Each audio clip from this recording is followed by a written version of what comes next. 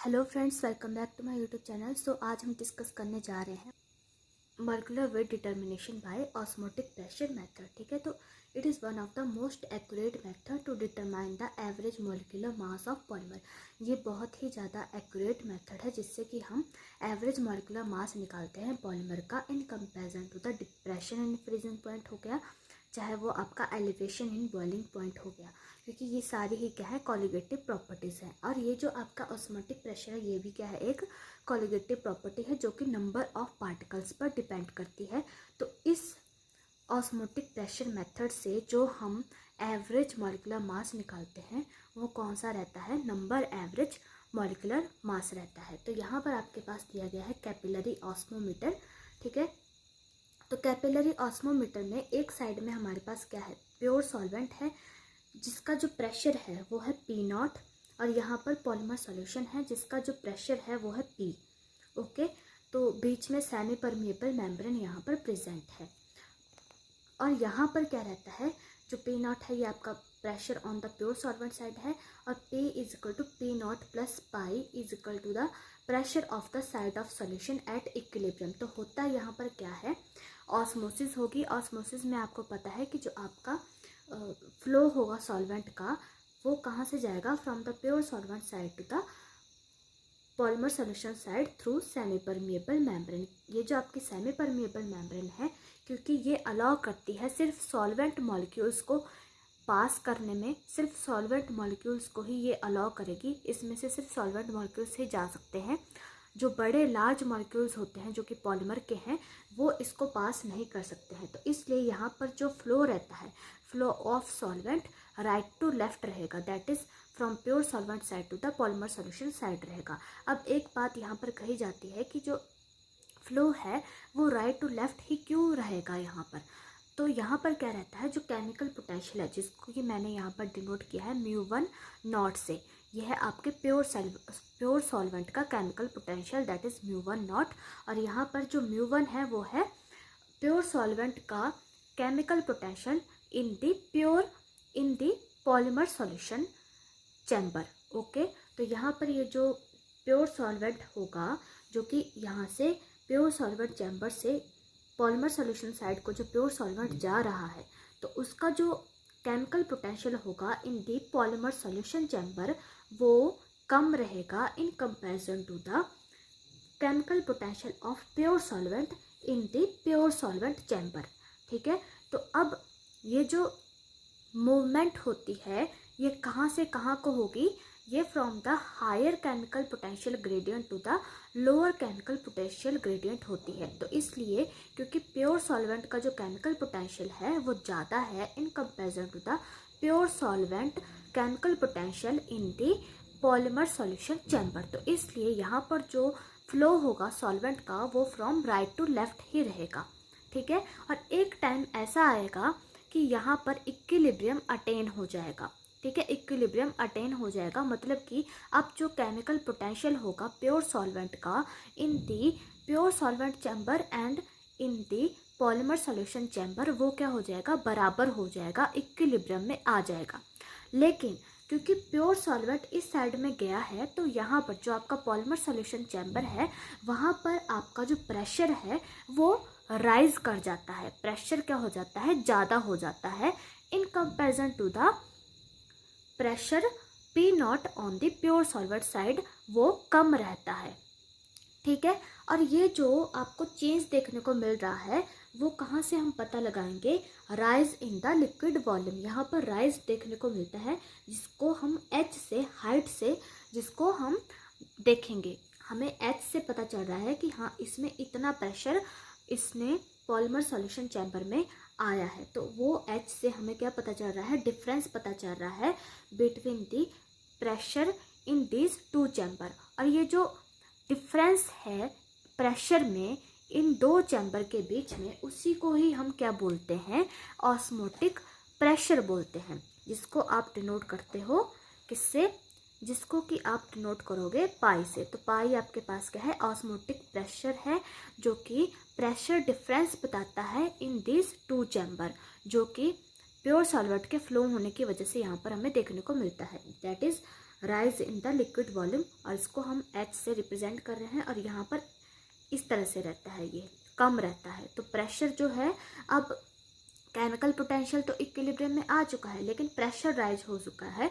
अब जब chemical potential जो है इक्विलिब्रियम में आ जाएगा, तब यहाँ पर कोई भी फ्लो नहीं होगा from pure solvent to the polymer solution side. अब जो है सॉल्वेंट फ्लो नहीं करेगा, क्योंकि इक्विलिब्रियम अटेन हो चुका है अब, और इससे आगे प्योर सॉल्वेंट यहाँ पर पॉलीमर सॉल्यूशन साइड में नहीं जा सकता। इसकी वजह से ये प्रेशर क्रिएट हुआ है, और ये जो चेंज आया प्रेशर में, अब आपका जो पॉलीमर सॉल्यूशन चैम्बर है वहाँ पर हमें ज़्यादा प्रेशर देखने को मिल रहा है देन प्योर सॉल्वेंट साइड से। तो ये जो डिफरेंस है इन दोनों के बीच का, इसी को ही हम क्या बोलते हैं, ऑस्मोटिक प्रेशर बोलते हैं। तो इसीलिए हमने कहा कि जो प्रेशर है पॉलीमर सॉल्यूशन साइड में एट इक्विलिब्रियम, वो किसके बराबर होगा, पी नॉट प्लस पाई।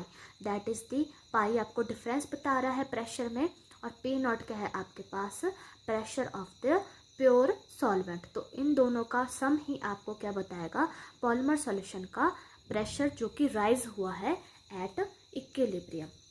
अब μ1 आपके पास केमिकल पोटेंशियल है प्योर सॉल्वेंट का, और μ1 आपके पास क्या है, chemical potential of the pure solvent in the polymer solution chamber.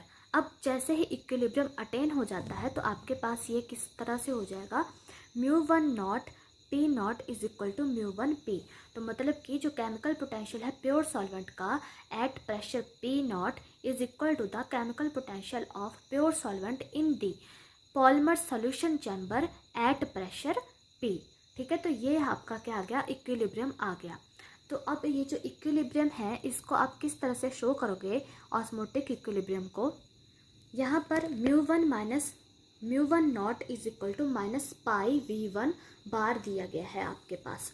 That is the chemical potential of the pure solvent chamber and pure solvent chemical potential in the polymer solution chamber. तो ये polymer solution chamber में है आपका pure solvent, और ये है pure solvent in the pure solvent. ठीक है, ये आपका प्योर सॉल्वेंट का है, क्या है, केमिकल पोटेंशियल है। तो ये जो है किसके बराबर रहता है, माइनस पाई V1 बार। तो यहाँ पर V1 बार क्या है आपके पास, partial molar volume of solvent कितना है, ठीक है, और कितना फ्लो हुआ है फ्रॉम द पॉलीमर जो आपका प्योर सॉल्वेंट साइड से है, कितने नंबर ऑफ मोल्स जो हैं सॉल्वेंट के फ्लो हुए हैं into the polymer solution side, जिसकी वजह से प्रेशर में डिफरेंस आया है। ठीक है, तो वो आपको केमिकल पोटेंशियल एक तरह से बता देगा। और ये जो चीज़ है, ये वाली जो टर्म है माइनस पाई V1 बार, ये हम आगे यूज़ करेंगे। तो ये उन्होंने डिराइव की थी कि ये इसके बराबर होगा हमारा। तो expression for μ1 minus μ1 naught obtained from Flory Huggins equation. अब जो फ्लोरी-हगिंस इक्वेशन है, यहाँ पर थर्मोडायनेमिकल डेरिवेशन हुई पहले साइंटिस्ट ने करी, और फिर उसके बाद उन्होंने कहा कि जो आपका फ्लोरी-हगिंस इक्वेशन है, उसने μ1 माइनस μ1 नॉट को दिया था, that is the chemical potential उन्होंने दिया था। तो फॉर पॉलीमर सॉल्यूशन उन्होंने दिया था, डाइल्यूट सॉल्यूशन के लिए नहीं दिया था, लेकिन हम डाइल्यूट सॉल्यूशन के लिए निकालेंगे बाय यूजिंग द फ्लोरी-हगिंस इक्वेशन। तो ये जो μ1 माइनस μ1 नॉट है, ये किसके बराबर रहता है फॉर द पॉलीमर सॉल्यूशन, ये रहता है इसके बराबर, that is RT ln phi1 plus phi2 1 minus 1/x plus chi phi2 square. तो यहाँ पर phi1 आपको वॉल्यूम फ्रैक्शन है सॉल्यूट की, यहाँ पर वॉल्यूम फ्रैक्शन है सॉल्वेंट की, और यहाँ पर आपको मोल फ्रैक्शन बताई जा रही है, प्लस काई जो कि आपके पास क्या है, पॉलीमर सॉल्वेंट और पॉलीमर सॉल्वेंट के इंट्रैक्शन का पैरामीटर है आपके पास काई, और phi2 स्क्वायर। इस तरीके से आपको बताया जा रहा है। ये पूरा आपका क्या बता रहा है, केमिकल पोटेंशियल बता रहा है। तो ये है, और फिर क्योंकि हमने देखना है फॉर डाइल्यूट पॉलीमर सॉल्यूशन, तो हमने डाइल्यूट पॉलीमर सॉल्यूशन के लिए इस तरह से लिखा, μ1 minus μ1 naught is equal to RT। तो अब ये जो लॉग phi1 है, जो कि क्या बता रहा है आपके पास, वॉल्यूम फ्रैक्शन ऑफ सॉल्यूट बता रहा है, क्योंकि सॉल्यूशन हमने क्या ले लिया है, डाइल्यूट। तो ये जो वैल्यू है ये निगलेक्ट हो जाएगी, मतलब कि सॉल्यूट की जो कंसंट्रेशन है वो बहुत ही कम रहेगी, तो उसको हम निगलेक्ट कर देंगे। हम देखेंगे फॉर डाइल्यूट पॉलीमर सॉल्यूशन। तो हमारे पास क्या आ जाएगा, RT minus phi2 by x plus x chi minus half phi2 square. तो यहाँ पर ये चीज़ जो है, ये इक्वेशन दी गई और ये इक्वेशन उन्होंने डिराइव करी फ्रॉम द फ्लोरी-हगिन्स इक्वेशन, जो कि केमिकल पोटेंशियल के लिए उन्होंने दी थी। ठीक है, वैसे तो जो आपका फ्लोरी-हगिन्स इक्वेशन है वो डाइल्यूट पॉलीमर सॉल्यूशन के लिए वैलिड नहीं है, लेकिन फिर भी उन्होंने क्या किया, इस एक्सप्रेशन को डिराइव किया फ्लोरी-हगिन्स इक्वेशन से, ताकि आगे जाकर के हम ऑस्मोटिक प्रेशर और नंबर एवरेज मॉलिक्यूलर वेट के बीच में रिलेशन निकाल सके और हमें पता चल सके कि ऑस्मोटिक प्रेशर मेथड से हम किस तरह से नंबर एवरेज मॉलिक्यूलर वेट निकाल सकते हैं। तो उन्होंने फर्दर इसी को ही लेकर के, फ्लोरी-हगिन्स इक्वेशन को ही लेकर के आगे इक्वेशन को डिराइव किया। फ्रैक्शन ऑफ सॉल्वेंट हुई, ठीक है, वॉल्यूम फ्रैक्शन ऑफ सॉल्वेंट, और एक्स आपके पास क्या है, mole fraction of solvent. Mole fraction बता रहा है सॉल्वेंट की, और काई आपके पास क्या है, polymer solvent interaction parameter which is independent of polymer concentration. तो यहाँ पर ये जो पॉलीमर सॉल्वेंट इंटरेक्शन पैरामीटर है, ये किसके इंडिपेंडेंट है, ये डिपेंड नहीं कर रहा है ऑन दी पॉलीमर कंसंट्रेशन, क्योंकि हमने किसके लिए लिया है, डाइल्यूट पॉलीमर सॉल्यूशन के लिए ये पैरामीटर लिया है। तो वहाँ पर जो सॉल्यूट है उसकी वैल्यू बहुत ही कम है, तो इस वजह से ये इंडिपेंडेंट होगा पॉलीमर कंसंट्रेशन पर। ठीक है, तो पॉलीमर की कंसंट्रेशन पर ये डिपेंड नहीं करेगा, जो आपका पैरामीटर है that is the polymer solvent interaction parameter. ठीक है, तो इस तरह से उन्होंने ये इक्वेशन वहाँ पर दी फॉर डाइल्यूट पॉलीमर सॉल्यूशन। अब हमने कहा कि μ1 माइनस μ1 नॉट क्या होता है, minus pi V1 bar, that is the pressure difference and that is the partial molar volume of the solvent. तो उसकी वैल्यू को हमने पुट कर दिया μ1 माइनस μ1 नॉट की जगह यहाँ पर, और फिर हमारे पास जो इक्वेशन आएगी वो इस तरह से आ जाएगी, minus pi V1 bar is equal to RT, और वही सेम इक्वेशन है आपके पास। तो ये एक तरह से क्या बता रही है, osmotic equilibrium condition for dilute polymer solution from, कहाँ से डिराइव किया हमने इसको, फ्रॉम फ्लोरी-हगिन्स इक्वेशन। ठीक है, तो अब हम यहाँ पर क्या करते हैं, अब आप यहाँ पर देख रहे हो, तो यहाँ से हमें कोई पता नहीं चल रहा कि हम किस तरीके से यहाँ से नंबर एवरेज मॉलिक्यूलर वेट को निकालेंगे। तो इसको हम फर्दर, उन्होंने क्या किया, सिंप्लीफाई किया, और एट लास्ट हमें पता चला कि किस तरह से number average molecular wait osmotic pressure method से रिलेट कर रहा है, उनके बीच में उन्होंने रिलेशन निकाला। तो अब यहाँ पर क्या आ गया, पाई इज इक्वल टू, हमने क्या किया, V1 बार को और माइनस साइन को हम इस तरफ को लेकर के चले गए, तो ये जो आपका माइनस है वो डिसअपियर हो जाएगा, और जो V1 बार है वो आपका डिनोमिनेटर में आ जाएगा। तो x V1 बार डिनोमिनेटर में आ गया इस तरह से V1 बार, और ये जो ये वाली इक्वेशन है इसको हम सिंप्लीफाई कर देते हैं। ठीक है, इसको हम सिंप्लीफाई करेंगे और ये वाली चीज़ को भी हम सिंप्लीफाई करेंगे। तो डाइल्यूट सॉल्यूशन के लिए जो आपका पॉलीमर सॉल्यूशन डाइल्यूट है, क्योंकि हम बात कर रहे हैं पार्शियल मोलर वॉल्यूम की, that is the V1 bar. तो अब क्योंकि हमारा जो सॉल्यूशन है वो डाइल्यूट है, तो पार्शियल मोलर वॉल्यूम किसके बराबर हो जाएगा, V1 के, that is the molar volume of the pure solvent. ठीक है, पार्शियल मोलर वॉल्यूम जो है किसके बराबर हो जाएगा, molar volume of pure solvent, क्योंकि हमारा जो पॉलीमर सॉल्यूशन है वो क्या है, डाइल्यूट है। और यहाँ पर V आपको क्या बताता है, total solvent volume, total solvent का कितना वॉल्यूम है, तो वो किसके बराबर होगा, N1V1 के बराबर। तो N1V1 आपका क्या है, टोटल सॉल्वेंट वॉल्यूम है, दैट इज़ द नंबर और द वॉल्यूम। ठीक है, molar volume of the pure solvent and the number of the pure solvent, और वो आपको क्या दे रहा है, टोटल सॉल्वेंट वॉल्यूम दे रहा है। तो यहाँ पर ये जो आपके पास phi2 है, that is the volume fraction of the solvent, ये किसके बराबर होगा, is equal to xN2 by N1 plus xN2। तो यहाँ पर xN2 जो है, x जो है आपको क्या बता रहा है, यहाँ पर ये जो x है ये क्या बता रहा है, number of polymer segment in one polymer chain, क्योंकि फ्लोरी-हगिन्स इक्वेशन से हमने निकाला है। तो फ्लोरी-हगिन्स इक्वेशन क्या बताती है, सेगमेंट बताती है, सेगमेंट्स होते हैं वहाँ पर। ठीक है, तो number of polymer segment in one polymer chain, कि कितने नंबर ऑफ पॉलीमर सेगमेंट है एक पॉलीमर चेन में, और N2 आपको क्या बता रहा है, नंबर ऑफ पॉलीमर चेन, कि कितना number of total polymer chain है वहाँ पर।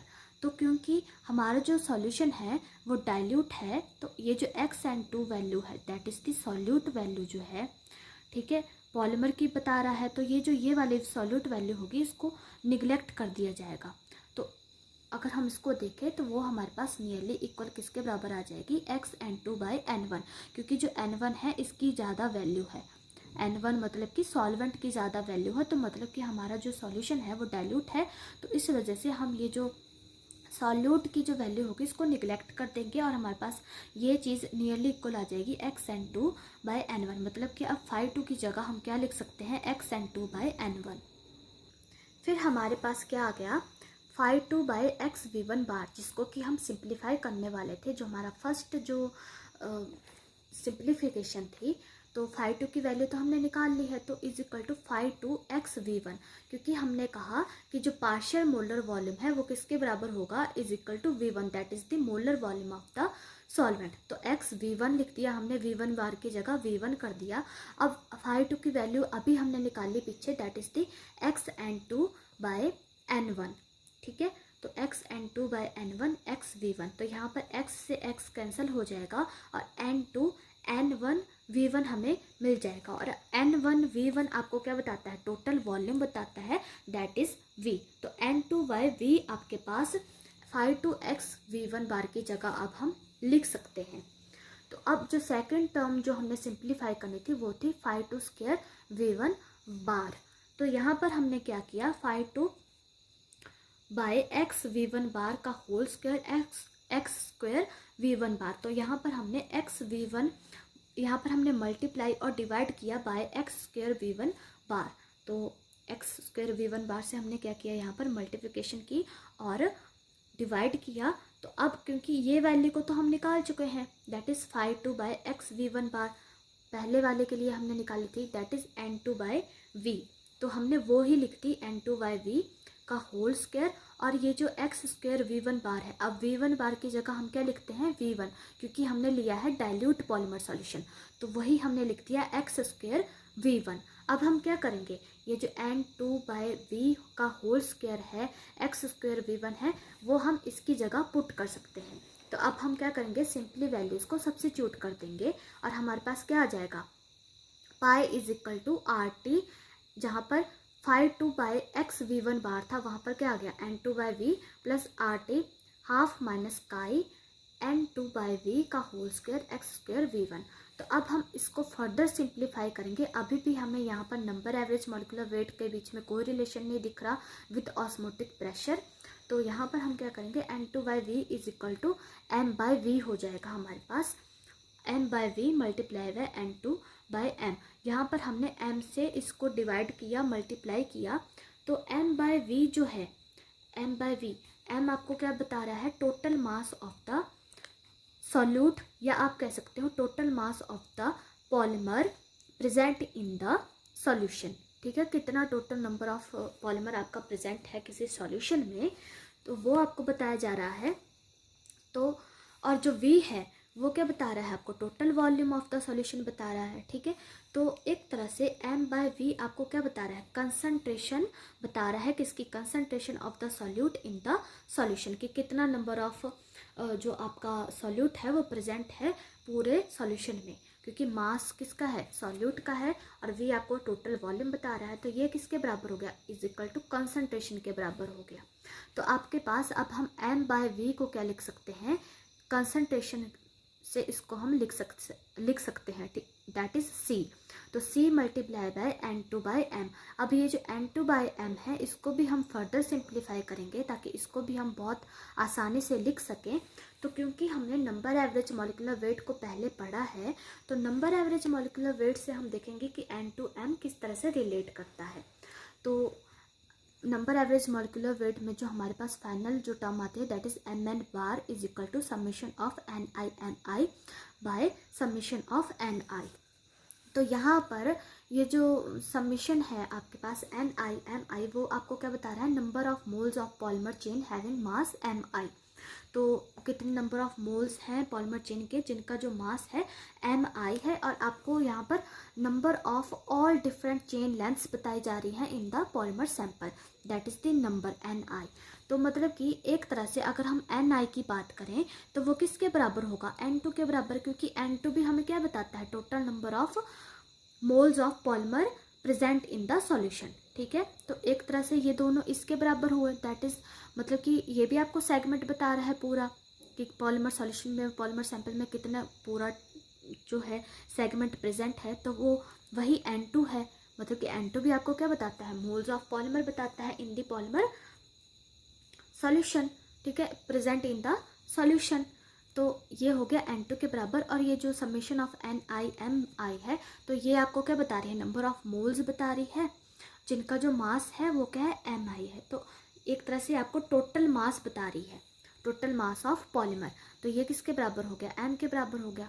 तो मतलब कि Mn बार जो है, सिंपली अगर हम लिखें, ये किसके बराबर है, is equal to M/N2, M/N2 है।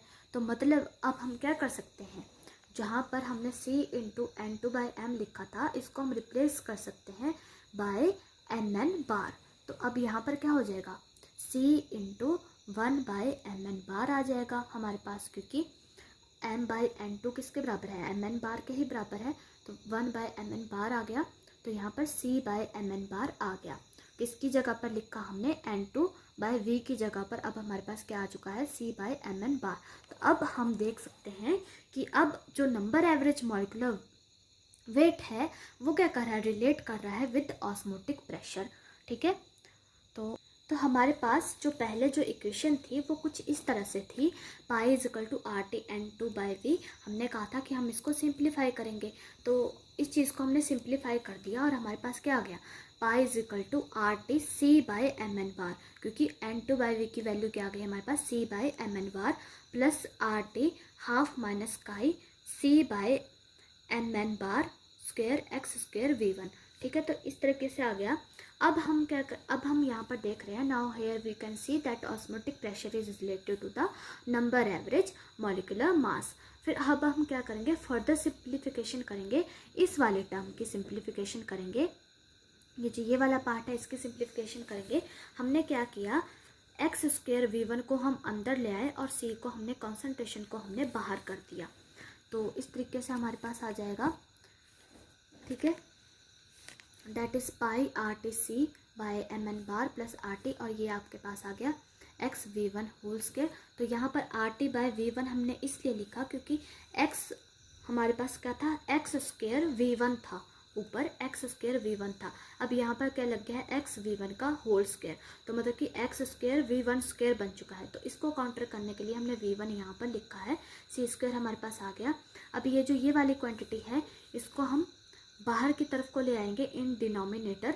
तो हमारे पास क्या आ गया, पाई/C। इस वाली क्वांटिटी को हम यहाँ पर लेकर के आ गए, मतलब कि एक तरह से हमारे पास क्या है, प्रेशर डिफरेंस है बाय कंसंट्रेशन। तो हमें कंसंट्रेशन के हिसाब से क्या देखने को मिलेगा, डिफरेंट प्रेशर डिफरेंस देखने को मिलेगा। ठीक है, तो उसी से हम क्या निकालेंगे, नंबर एवरेज मॉलिक्यूलर वेट निकालेंगे, that is RT/Mn bar plus RT V1 half minus काई x V1/Mn bar square C। ठीक है, तो इस तरीके से, क्योंकि यहाँ पर भी हमने डिनोमिनेटर में कर दिया, तो इस तरीके से हमने यहाँ पर C ही लिखा इंस्टेड ऑफ C स्क्वायर। और अब यहाँ पर जो x है, ये जो x है वो किसके बराबर होता है, V2/V1 के। मतलब कि जो हमारी फ्लोरी-हगिन्स इक्वेशन थी वहाँ पर क्या बताया गया था कि जो x है वो नंबर ऑफ सेगमेंट है। ठीक है, is the number of segment that present in given polymer molecule. तो कितने नंबर ऑफ सेगमेंट प्रेजेंट होते हैं गिवन पॉलीमर मॉलिक्यूल में। और एक अजम्पशन वहाँ पर उन्होंने दी थी कि जितना वॉल्यूम आपके पॉलीमर सेगमेंट का होगा उतना ही वॉल्यूम आपके सॉल्वेंट मॉलिक्यूल्स का होगा। ठीक है, जितना पॉलीमर का होगा उतना ही क्या होगा, सॉल्वेंट मॉलिक्यूल का होगा। तो मतलब कि एक तरह से V2/V1 that is the volume of one polymer molecule by the volume of one solvent molecule आपको दिया है x ने। तो अब हमने क्या करना है, ये जो ये वाली चीज़ है इसको फर्दर सिंप्लीफाई करना है, दैट इज x V1/Mn बार को हमने क्या करना है, सिंप्लीफाई करना है। तो हमने क्या किया, x V1/Mn बार लिखा, दैट इज इक्वल टू, अभी हमने कहा कि जो आपका x है वो किसके बराबर है, V2/V1 के बराबर है। तो हमने वो चीज़ लिख दी, V2/V1 लिखा, दैट इज V1 और V1/Mn बार यहाँ पर आ गया। ठीक है, वो वैल्यू को पुट कर दिया हमने, x की वैल्यू को यहाँ पर पुट कर दिया v2 बाई v1, तो ये v1 से v1 कैंसिल हो जाएगा और हमारे पास आ जाएगा v2 बाई mn बार। तो यहाँ पर ये जो mn बार है वो क्या है, mass of 1 mole of polymer, और जो v2 है that is the volume of 1 mole of polymer. तो एक तरह से ये आपको क्या बता रहा है, डेंसिटी बता रहा है। तो यहाँ पर क्या है, जो v2 है वो क्या है, molar volume of polymer, that is the molar volume of pure polymer, मतलब कि सिर्फ हम पॉलीमर का ही देख रहे हैं मोलर वॉल्यूम। और mn बार आपको क्या बताता है, number average molar mass of the polymer. तो एक तरह से यहाँ पर हमने कहा कि यहाँ पर 1 मोल ऑफ पॉलीमर की बात करी जा रही है, क्योंकि फ्लोरी हगिंस ने कहा कि जितना सेगमेंट पॉलीमर का होगा उतना ही सॉल्वेंट का होगा। तो mass of 1 mole of polymer लेके हम चल रहे हैं, और उसी तरह से इसका भी 1 मोल ऑफ वॉल्यूम बताया जा रहा है, 1 मोल ऑफ पॉलीमर का। तो ये आपको एक तरह से जो v2 बाई mn बार है वो आपको क्या बता रहा है, डेंसिटी ऑफ द पॉलीमर बता रहा है कि कितनी डेंसिटी है पॉलीमर की इन द सॉल्यूशन। तो इस चीज़ को हमने किस तरीके से लिख दिया, 1 by ρ2, that is the polymer solution की कितनी डेंसिटी है, ठीक है, दैट इज द पॉलीमर की कितनी डेंसिटी है in the solution, that is 1 by ρ2। ये आपकी डेंसिटी हो गई पॉलीमर की। तो अब इस चीज़ को हम पुट कर देंगे, that is pi by C is equal to RT mn bar plus RT by v1 rho square v1 ρ2 square half minus chi C. तो यहाँ पर हमने क्या किया, इस चीज़ को सिंप्लीफाई कर दिया, और ये हमने किसके साथ में लिखी, v1 ρ2 स्क्वेयर, मतलब कि एक तरह से डेंसिटी बता रही है, और आपके पास ये क्या है, वॉल्यूम है, that is the molar volume of the solvent. और ये आपके पास क्या आ गया, रिड्यूस्ड ऑस्मोटिक प्रेशर आ गया। ये जो रिड्यूस्ड ऑस्मोटिक प्रेशर है, जिस तरह से हमने विस्कोसिटी में भी देखा था, ठीक है, हमारे पास क्या आ गई थी, रिड्यूस्ड विस्कोसिटी हमें देखने को मिली थी, ठीक है, जिसकी मदद से हमने क्या निकाली थी, मॉलिक्यूलर वेट निकाला था। उसी तरह से हमारे पास क्या आ चुका है, अब रिड्यूस्ड ऑस्मोटिक प्रेशर आ चुका। अब हम क्या करेंगे, ग्राफ को प्लॉट करेंगे, that is the pi by C versus C, मतलब कि पाई बाय सी हमें क्या बता रहा है, पाई आपको डिफरेंस बता देगा प्रेशर का, और कंसंट्रेशन मतलब कि डिफरेंट कंसंट्रेशन में, जिस तरीके से मैंने वहाँ पर बताया था, डिफरेंट कंसंट्रेशन में हम क्या करेंगे, सॉल्यूट को ऐड करेंगे। क्योंकि अभी हमने पीछे डिस्कस किया कि क्या रहता है, जैसे ही इसमें मूवमेंट होगी पॉलीमर सॉल्वेंट की, तो वहाँ पर प्रेशर राइज करेगा, ठीक है। तो प्रेशर क्या करता है, राइज करता है। तो हम क्या करेंगे, डिफरेंट कंसंट्रेशन में वो चीज़ को देखेंगे कि कितने डिफरेंस में कितना राइज आया, और वो चीज़ को हमें कैसे पता चलता है, प्रेशर डिफरेंस का हाइट से, हाइट ऑफ द वॉल्यूम से हमने देखा था कि हाइट ऑफ वॉल्यूम से हमें पता चलेगा कि इन दोनों के प्रेशर में डिफरेंस आया है। तो हम क्या करेंगे, डिफरेंट कंसंट्रेशन को ऐड करेंगे और देखते जाएंगे कि प्रेशर में किस किस तरह से डिफरेंस आ रहा है, ठीक है। तो वो विद कंसंट्रेशन देखेंगे। तो इसलिए हम ग्राफ को प्लॉट करेंगे, pi by C versus concentration. और यहाँ पर ये जो आपके पास RT बाय mn बार है, यहाँ पर आपको नंबर एवरेज मॉलिक्यूलर वेट मिल जाएगा, और विद कंसंट्रेशन हम देख रहे हैं। तो ये जो है, ये आपकी सारी की सारी क्या है, स्लोप लाइन होगी। ये सारी क्या होगी, स्लोप लाइन होगी। जो आपके पास स्ट्रेट स्लोप लाइन बनेगी, तो वहाँ पर ये वैल्यू हमें मिलेगी, वहाँ पर ये वाली वैल्यू हमें मिल जाएगी। दैट इज़ हमें वहाँ से पता चल जाएगा कि किस तरीके से कितनी कंसंट्रेशन में क्या कंसंट्रेशन है, और किस तरीके से हमारा जो नंबर एवरेज मॉलिक्यूलर वेट है वो निकल करके आएगा कितनी कंसंट्रेशन पर। तो यहाँ पर आपको ग्राफ देखने को मिलेगा, that is the pi by C और कंसंट्रेशन के बीच में। तो जिस तरह से हमने विस्कोसिटी के लिए देखा था, उसी तरह से यहाँ पर एक्स एक्सिस है और ये वाई एक्सिस है, और ये एक स्लोप लाइन है हमारे पास। तो जहाँ पर इंटरसेप्ट हो रहा है, मतलब कि अब हमने डिफरेंट कंसंट्रेशन डाली है, यहाँ पर डिफरेंट कंसंट्रेशन हमें देखने को मिल रही है। तो डिफरेंट कंसंट्रेशन में जैसे जैसे प्रेशर राइज करेगा, लिक्विड का वॉल्यूम भी क्या हो जाएगा, बढ़ेगा। h हाइट से हम पता लगा सकते हैं कि इतना इसमें डिफरेंस आया प्रेशर में। तो वो चीज़ जो है यहाँ पर, जहाँ पर ये इंटरसेप्ट करेगा, मतलब कि यहाँ पर कंसंट्रेशन क्या है, ज़ीरो है, ज़ीरो कंसंट्रेशन है। तो इस इंटरसेप्ट पॉइंट को हमने क्या कहा, RT बाय mn बार। तो R तो हमारे पास यूनिवर्सल गैस कांस्टेंट है, टेम्परेचर का हमें पता है कि हमने अपने जो apparatus है, हम जो वर्क कर रहे हैं उसमें हमने टेम्परेचर कितना रखा है और वहाँ से हमें mn बार का पता चल जाएगा। तो क्योंकि हमने फ्लोरी-हगिन्स इक्वेशन ली थी यहाँ पर, तो फ्लोरी-हगिन्स इक्वेशन जो है वो एक्यूरेट, वो स्ट्रिक्टली जो है डाइल्यूट सॉल्यूशन के लिए फॉलो नहीं होती है। तो इसलिए अब हमारे पास जो हमने जो रिलेशन निकालना था वो तो हमारे पास निकल चुका है। तो अब हम यहाँ पर क्या ले लेते हैं, वेरियल इक्वेशन ले लेते हैं instead of the flori-hugging equation. ठीक है, हम क्या लेंगे, वेरियल इक्वेशन ले लेंगे, क्योंकि वो जो फ्लोरी-हगिंग इक्वेशन है वो डाइल्यूट सॉल्यूशंस के लिए वैलिड नहीं है, तो उसको हम वो स्ट्रिक्टली फॉलो नहीं करते। तो इसलिए हमने क्या ले लिया, वेरियल इक्वेशन ले ली, that is the pi by C equal to R T. हमारे पास किस तरीके से हो जाएगा, 1/mn बार plus A2C plus A3C square. तो यहाँ पर ये हमारे पास वेरियल इक्वेशन है। तो यहाँ पर वेरियल कॉफिशेंट है, ये क्या है, वेरियल कॉफिशेंट है, मतलब कि डिफरेंट कंसंट्रेशन पर, दैट इज़ A2 हमारे पास सेकंड वेरियल कॉफिशेंट है, A3 हमारे पास थर्ड वेरियल कॉफिशेंट है। अब क्योंकि जो सॉल्यूशन है वो डाइल्यूट है, तो ज़्यादा यहाँ पर हमें वैल्यूज़ नहीं देखने को मिलेगी सॉल्यूट की। तो हम क्या कर सकते हैं, ये जो A3 स्क्वायर है, जो ज़्यादा वैल्यू है सॉल्यूट की बताई जा रही है, इसको हम निगलेक्ट कर सकते हैं, इसको निगलेक्ट कर सकते हैं। और यहाँ पर जो वेरियल कॉफिशेंट होगा वो क्या रहेगा, A1 रहेगा, A1 यहाँ पर रहेगा।